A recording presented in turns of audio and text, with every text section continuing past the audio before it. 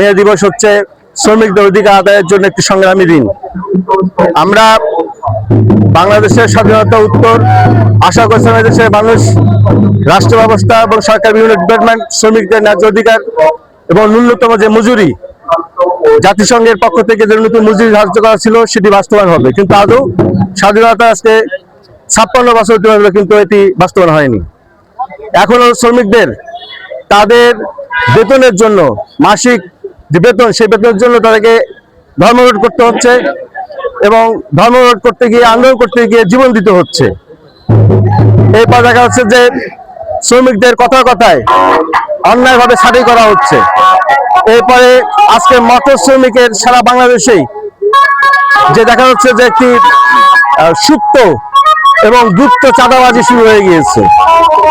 এরপরে মহিলা শ্রমিকদের যে প্রস্তুতিকালীন যে ছুটি সেটি ঠিক মতো দেওয়া হচ্ছে না এবং তাদেরকে বিভিন্নভাবেই ছাঁটাই করে দেওয়া হয় এবং শ্রমিকদের যে চিকিৎসা, সেই চিকিৎসার জন্য একটি সুস্থ যে মেডিকেল বা চিকিৎসা ব্যবস্থা দরকার সেটি নেই।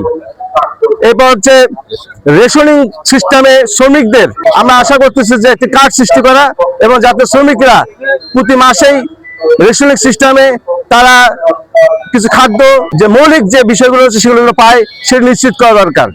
আমরা এই বিষয়গুলোকে সামনে রেখেই আমরা মহান আজকের এই মে দিবস এটি দাবি করছি যে অনতিবিলম্বে বর্তমান সরকার রেশনিং কোটা শ্রমিকদের মাধ্যমে বাস্তবায়ন করবে এবং সকল স্টেট ভিত্তিক শ্রমিকদের যে পাওনা সেই পাওনাগুলো পরিশোধ করবে এবং ন্যূনতম মজুরি নির্ধারণ করবে এবং কথা কথা যাতে শ্রমিক ছাঁটাই না হয় এটা নিশ্চয়তা প্রদান করবে।